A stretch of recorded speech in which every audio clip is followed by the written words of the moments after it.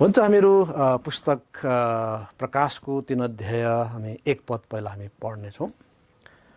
अनि सार्डिसमा भएको मण्डलीका दूतलाई लेख, जससँग परमेश्वरका 7 आत्माहरू र 7 ताराहरू छन्, उनीले यी कुराहरू भन्छन्, तिम्रा कामहरू म जान्दछु।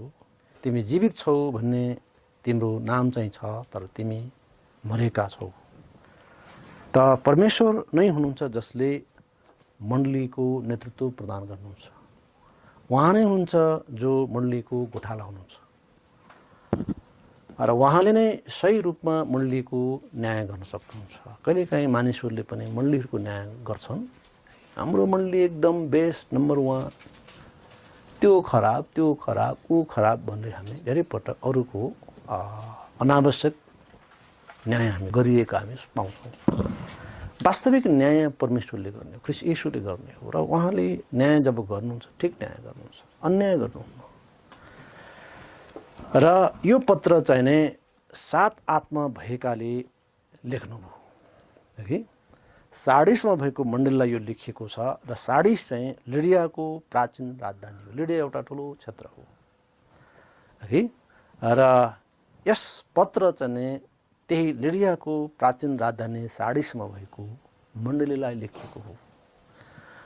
र यो मण्डली चाहिँ यो पत्र चाहिँ कसले लेखेको हो त? जससँग परमेश्वरका 7 आत्माहरू छन् है। 7 आत्माहरू, 7 अङ्कले पूर्णता वा सिद्धता जनाउँछ।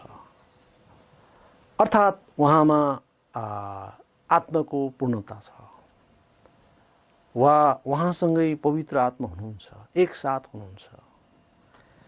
यसरी 7 आत्माले पवित्र आत्मा पनि जनाउँदछ, जसले सारा विश्वभरि आफ्ना नजरहरू लगाउनुहुन्छ।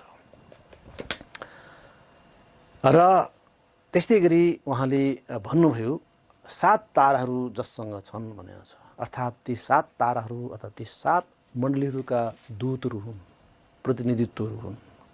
परमेश्वरले मण्डलीहरूमाथि शासन गर्नुहुन्छ। मण्डलीहरू बिचमा उहाँ हिँड्नुहुन्छ, ती बिचमा उहाँ गोठाला गर्नुहुन्छ र सबै मण्डलीहरूको शिर उहाँ नै हो भन्ने यसले सङ्केत गर्दछ। र प्रभुले यस मण्डलीको सम्बन्धमा भने सुरुमै यस मण्डलीको कमजोर पक्षहरू देखाउने कार्य गर्नुभयो है। त उहाँले भन्नुभयो जीवित छौ भन्ने नाम त छ, तर मरेका छौ है। त किन प्रभुले यो भन्नुभयो त? कस्तालाई मरेका भनिन्छ? जो सुखविलासमा जिउँछन् तिनीहरू जिउँदै मरेकाहरू हुन्। पहिलो तिमोथी 5:6 पद अनुसार जो सुखविलासमा जिउँछन् ती जिउँदै मरेकाहरू हुन्। र भक्तिको भेष धारण गर्ने र त्यसको शक्तिलाई इन्कार गर्नेहरूलाई पनि मरेकाहरू भनेको छ। परमेश्वरलाई चिन्ने दाबी गर्ने तर कामहरूलाई इन्कार गर्नेहरूलाई पनि मरेको भनिन्छ। अथवा त्यो किसिमको क्याटेगोरीमा वा तहमा राखिएको छ। र वास्तवमा हामी सबै मानिसहरू उद्धार अघि पापमा मरेकाहरू थियौँ। एफिसी 2:1 पदले त्यो भनेको छ। यसर्थ एफिसी 5:14ले भन्छ, मुर्दाहरूबाट उठ, तिमी जीवित हो। जिउँदो हुनु जरुरी छ, किनभने मरेको मानिसले केही गर्दैन। जब मृत्यु हुन्छ उसले केही गर्न सक्दैन, सक्यो। यसर्थ सार्डिस मण्डली वास्तवमा त्यो किसिमको अवस्था देखियो। सार्डिस मण्डलीहरू माझ जीवित रहेको मण्डलीको रूपमा चाहिँ प्रख्यात त थियो। यो मण्डली निकै जागृत मण्डली हो है, जीवित छ है भनेर चिनिएको त हो। तर परमेश्वरले मानिसले चाहिँ हेर्नुहुन्न, ख्रीष्टले मानिसले चाहिँ हेर्नुहुन्न, तर उहाँले यस मण्डली मरेको भेटाउनु भयो। यो कति दुःखद कुरा। तिमी जीवित छौ भन्ने नाम त छ, तर मरेका छौ। हामी आज प्रत्येक विश्वासी, प्रत्येक परिवार अनि मण्डली जीवित हुनु जरुरी छ। यदि हामी मरेका छौँ भने हामीलाई हाय, मरेकाले केही गर्न सक्दैन। मरेकाले परमेश्वरले खुसी पार्न सक्दैन। एउटा सिनको भाँच्दैन मरेकोले। र परमेश्वरमा मनपर्ने एउटा सिनको हामी भाँच्न सक्दैनौँ भने हामी मरेका रहौँ। यसर्थ यस मण्डलीको सम्बन्धमा यो दुःखद कुरा उल्लेख भएको थियो। र साथै 2 पदमा लेखिएको छ, जाग हो र बाँकी रहेका ती कुराहरू जो मर्न लागेका छन् बलिया बनाऊ, किनकि मैले तिम्रा कामहरू परमेश्वर सामु सिद्ध पाएको छैन। यस मण्डलीको बारेमा थप कुराहरू गरिएको छ है। बाँकी रहेका कुराहरू जो मर्न लागेका छन् है, ती कुराहरू बलिया बनाऊ। यसर्थ यस मण्डलीको स्थिति चाहिँ नै यो प्रकारको थियो र वास्तवमै दुःखद कुरा थियो। यो मण्डली तामझामका साथ अघि बढिरहेको हो। हर पक्षमा जागृत जस्तो देखिएको, सङ्ख्यात्मक सायद वृद्धि भएको पनि, तर आत्मिक कुरामा पछाडि परेको, सत्यतामा पछाडि परेको, सत्यताबाट कहाँ कहाँ पर पुगेको। आज धेरै मण्डलीहरूको अवस्था त्यस्तै छ। ठुलो जागृति छ, तामझाम छ, मानिसहरूको सङ्ख्या प्रशस्त छ, तर आराधना शैलीहरू, गतिविधिहरू, जीवनशैलीहरू परमेश्वर वचनबाट धेरै पर पर पुगेका छन्। है, जीवित नाम त छ तर मरेको अवस्था। यसर्थ हामीहरू परमेश्वरको वचनमा जागृत हुन आवश्यक छ। जाग हो भन्नुभयो। उहाँको सत्यताले हामीलाई जागृत बनाउँदछ। उहाँको सत्यताले हामीहरूलाई उहाँसँगको सम्बन्धमा डोर्याउँछ।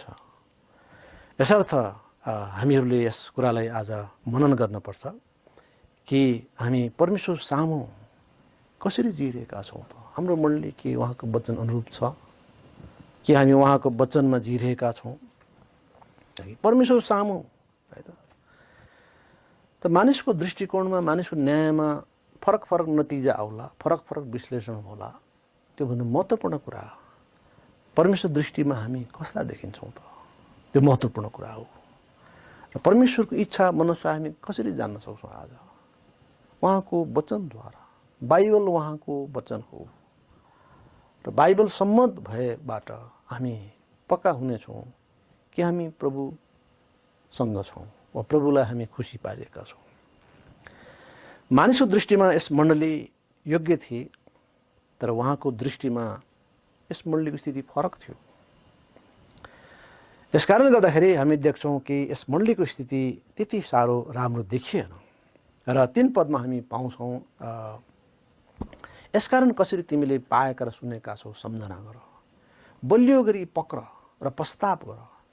यसकारण यदि तिमी जागर रहेनौ भने चोर चाहिँ म तिमी कहाँ आउनेछु र कुन घडी म तिमी कहाँ आउनेछु सो तिमीले कुनै रीतिले थाहा पाउने छैनौ। यसरी यस मण्डलीलाई चेतावनी दिएको छ है, कसरी तिमीले पाएका छौ परमेश्वर सत्यतालाई है, त्यसलाई तिमीले याद गर, त्यसलाई पक्र। अझै पनि सत्यको शिक्षा तिमीसँग छ, सत्यता अझै पनि यस मण्डलीसँग छ र त्यसलाई बलियो पक्रिन जरुरी छ, त्यसमा जागृत हुन जरुरी छ, बाइबल सम्मत हुन जरुरी छ। विगतमा साडिस जे जस्तो भए तापनि अब ख्रिस्टको अचानक हुने आगमनको निम्ति यस मण्डली तयार हुनुपर्छ। प्रभुको आगमन कुनै पनि बेला हुँदैछ। उहाँले भन्नुभयो, हेर म चोर चाहिँ तिमी कहाँ आउनेछु। चोरले कुनै सङ्केत नदिइकन, जनाउ नदिइकन अचानक आउँछ कसैको घरमा। प्रभुको आगमन पनि समयको हिसाबबाट त्यस्तै हुनेछ, अचानक हुनेछ।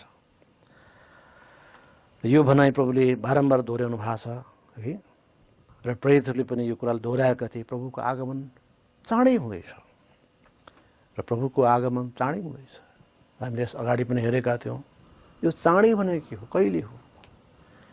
मानव हिसाब किताबमा चाँडै भनेको 1 वर्षपछि होला, तर प्रभुको हिसाब किताब अलिक फरक हुन्छ। हाम्रो निम्ति 80-90 वर्ष पनि लामो युग हो, तर परमेश्वर लागि होइन। जो अनन्तका परमेश्वर हुनुहुन्छ, उहाँ सदा जिउनुहुने प्रभुको निम्ति 1000 वर्ष बित्नु 1 दिन बिते जस्तो मात्रै हो कि। र उहाँको समय मापन हाम्रो भन्दा फरक हुन्छ। दोस्रो पत्रुस 3ले त्यही भनेको छ। कतिपय मानिसहरूले ईसाईहरूलाई भनेका थिए खै त तिमीहरूका प्रभु त आउनु भएन, चाँडै आउँछु भन्नुभएको होइन। पत्रुसले भनेका छन् प्रभुको निम्ति 1000 वर्ष एक दिन जस्तो, एक दिन 1000 वर्ष जस्तो हुन्छ। यो हाम्रो किसिमको मापन हुन्न, प्रभुको समय मापन फरक छ। यसर्थ प्रभुको आगमन कुनै पनि समय हुने भएकोले अब यस मण्डलीलाई फेरि पनि अवसर छ। जुन सत्यता जसरी पाएका थिए, सत्यको सुसमाचार यस मण्डलीमा प्रचार गरिएको, यस ठाउँमा प्रचार गरिएको हो, मण्डलीको रूपमा स्थापित भएको हो, अब त्यसमा जागृत हुनुपर्छ, त्यसमा उठ्नुपर्छ, त्यसमा ऊ अघि बढ्नुपर्छ, त्यसबाट पछि हट्नु हुँदैन। र प्रभुको आगमनको लागि यस मण्डली तयार हुनुपर्छ। र 4 पदमा लेखिया छ, सार्डिसमा पनि तिमीसित केही नामहरू छन् जसले आफ्ना वस्त्रहरू अशुद्ध पारेका छैनन् र उनीहरू मसँग सेता वस्त्रहरू पहिरी हिँड्नेछन् किनकि उनीहरू योग्यका छन्। त सार्डिसमा सबै नै त्यो खालको होइन, सबै नै कमजोर होइन, सबै नै निष्क्रिय होइन है। सार्डिसमा तिमीसित केही नामहरू छन् है, अथवा केही व्यक्तिहरू छन् है, अनि जीवन अनि जसले चाहिँ आफ्नो वस्त्रहरू अशुद्ध पारेका छैनन् भनेको छ। वस्त्रले साक्षीको चित्रण दिन्छ। जस्तो तपाईँ वस्त्र लाउनुहुन्छ त्यो देखिने स्वरूप हो तपाईँको। वस्त्रले तपाईँको चाहिँ शरीरलाई ढाक्दछ, त्यसले तपाईँको आवरणको काम गर्छ। बाहिरबाट हेर्दा तपाईँको वस्त्र देखिन्छ र त्यसबाट तपाईँको व्यक्तित्व सुन्दरता चाहिँ निहित हुन्छ। र त्यस्तै किसिमले हाम्रो जीवनको साक्षी हाम्रो जीवनको वस्त्र हो। र यस मण्डलीमा सबैका सबै नै कमजोर थिएनन्, यस मण्डलीमा सबैका सबै नै आत्मिक रूपमा पछि परेका थिएनन्। तर यस मण्डलीमा केही नामहरू थिए अथवा केही व्यक्तिहरू थिए जसले आफ्ना वस्त्रहरू अशुद्ध पारेका थिएनन्, आफ्नो साक्षी कायम राखेका थिए, आफ्नो साक्षी बिग्रनबाट बचाएका थिए, निर्दोष साबित भएका थिए, नम्रहरू र परमेश्वरलाई प्रेम गर्नेहरू, प्रभुको भय मान्नेहरू, यसरी आफ्नो जीवनलाई, आफ्नो जीवन साक्षीलाई कायम राख्नेहरू थिए। यसर्थ यो वस्त्र चाहिँ जीवन साक्षी हो। र वस्त्रहरू पवित्र जनहरूका धार्मिकताका कामहरू पनि हुन् है। वस्त्रले धार्मिकताका कामहरू वा साक्षी जनाउँदछ। र हामी देख्छौँ कि जस्तै कि विवाहमा सेतो साडी लगाइने गर्दछ र सेतो रङले धार्मिकताको चित्रण दिन्छ, खोट रहित दोष रहित अवस्थाको चित्रण दिन्छ। र हामी देख्छौँ पवित्र जनहरू थुमाको रगतमा धोइएकाले तिनीहरूका पोसाकहरू शुद्ध छन्। प्रकाश 7को 14 पदले भन्छ ख्रीष्टको रगतद्वारा धोइएको छ। हामीहरूका पापहरूको कारणले हामीहरू जे जस्तो भए तापनि, गाढा राता रङका भए तापनि उहाँको रगतद्वारा हिउँ जस्तै सेतो पारिएको छ, शुद्ध पारिएको छ। यसरी हामीले धार्मिकताको पोसाक पाएका छौँ। अब हामीले त्यो पोसाकलाई बचाउनु छ, हामीले त्यस पोसाकलाई निष्कलङ्क राख्नु छ। र उनीहरू एक दिन प्रभुसँग सेता वस्त्र पहिरेर हिँड्नेछन् है त। सेता वस्त्रले चाहिँ नै धार्मिकताको पोसाकको सङ्केत गर्छ। र एक दिन प्रभुका जनहरू महिमित हुँदा प्रभुसँग ससम्मान हिँड्नेछन्, आदरणीय ती हुनेछन्। यसर्थ हामी देख्छौँ प्रभुको इच्छा हाम्रो जीवनमा ज्यादै महान छ। र हामी जतिले प्रभुको सेवा सिद्ध रूपले गर्छौँ है, र प्रभुको अनुग्रह ती पवित्र जनहरूमा देखिने पनि छन्। यसर्थ सेतो वस्त्र महत्त्वपूर्ण कुरा हो। सेतो वस्त्रले हाम्रो धार्मिकताको चित्रण दिँदछ वा धार्मिक जीवनको गवाही दिँदछ। र 5 पद लेखिया छ जसले जय पाउँछ उसैलाई सेतो वस्त्र पहिराइनेछ। जीवनको पुस्तकबाट म उसको नाम कुनै रीतिले काट्ने छैन, तर उसको नाम मेरा पिताका सामु र उहाँका दूतहरूका सामु स्वीकार गर्नेछु। यसरी सेता वस्त्र है त। सेता वस्त्र अर्थात् महिमित पोसाक, धार्मिकताको पोसाक। र प्रभुले ती व्यक्तिहरूलाई जीवनको पुस्तकबाट है कुनै पनि हालतले उनीहरूको नाम काटिने छैन। उनीहरूले मुक्ति गुमाउनन्। अघि प्रभुका ती प्रियजनहरू जो बचाइएका छन्, धार्मिकताको पोसाक लगाएका छन् र तिनले मुक्ति गुमाउने छैन। जीवनको पुस्तकबाट तिनको नाम काटिने छैन। तर उसको नाम मेरा पिताका सामु र उहाँका दूतहरूका सामु स्वीकार गर्नेछु र त्यस व्यक्तिलाई स्वर्गमा स्वीकार गरिनेछ।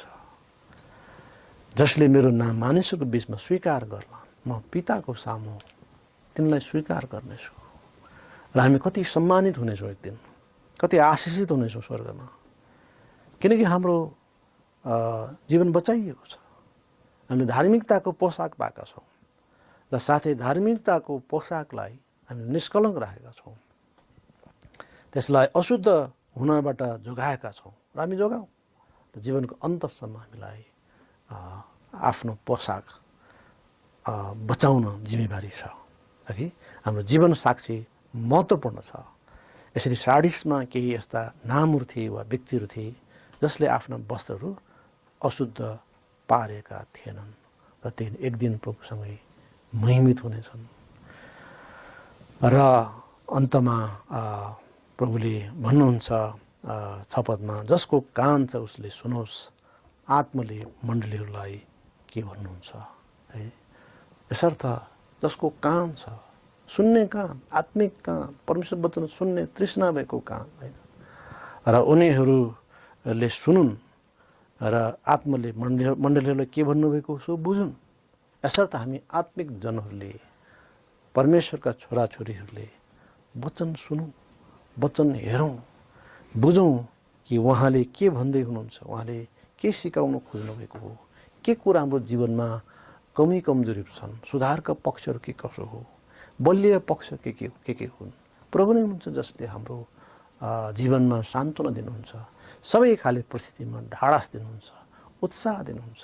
कहिलेकाहीँ मानिसको न्यायहरू गडबडपूर्ण हुन्छ र ठिकलाई बेठिकलाई ठिक भन्ने हुन त्यो किसिमको चाहिँ मानिसको मूल्याङ्कन हुनसक्छ। मानिसको न्याय तलमाथि हुनसक्छ, तर परमेश्वर न्याय सधैँ ठिक हुन्छ। त हामी कसरी जानु परमेश्वर म प्रति के सोचिरहनु भएको छ। त उहाँको वचन हामीसँग छ, उहाँको वचन बोल्दछ। जब हामी आफ्नो जीवन परमेश्वर वचन सम्मत देख्छौँ, हामी त निर्धक्क हुन सक्छौँ कि हामी प्रभुसँग छौँ, हामी प्रभुको साथमा जिरहेका छौँ, हामी प्रभुलाई महिमा दिइरहेका छौँ। प्रभुले हामी सबैलाई उहाँको सत्यतामा डोर्याउनु भएको होस्, यी सबै सत्यतामा शिक्षामा हामीलाई समझ दिनुभएको होस् र हामी अन्तसम्म हामी हाम्रो वस्त्रहरूलाई चाहिँ सुरक्षा दिउँ, जोगाउँ, अशुद्ध हुनबाट बचाउँ, किनकि उनीहरू नै एक दिन महिमित हुनेछन्, उनीहरू नै एक दिन सम्मानित हुनेछन् र पिताको सामु ख्रीष्टले सहर्ष स्वीकार गर्नुहुन्छ। यिनी मेरा निम्ति महत्त्वपूर्ण जन हुन्, दास हुन्, सेवक हुन्, जसले पृथ्वीमा महत्त्वपूर्ण काम गरे। र जसरी प्रभुले दानिएललाई ग्रेटली बिलभ भन्नुभयो, अत्यन्तै प्रिय भन्नुभयो, प्रभुले हामीलाई त्यसरी हेर्नुहुनेछ, अत्यन्तै प्रिय छोरा, प्रिय छोरी भन्नुहुनेछ। जसरी यूहन्नाको विषयमा गवाही छ, प्रभुले प्रेम गर्नुभएको चेला। हामी पनि प्रभुको प्रेम प्राप्त गर्न सक्छौँ, प्रभुको विशेष निगाह प्राप्त गर्न सक्छौँ। यो अवसर हामी सबैलाई छ। प्रभु धन्यवाद होस्।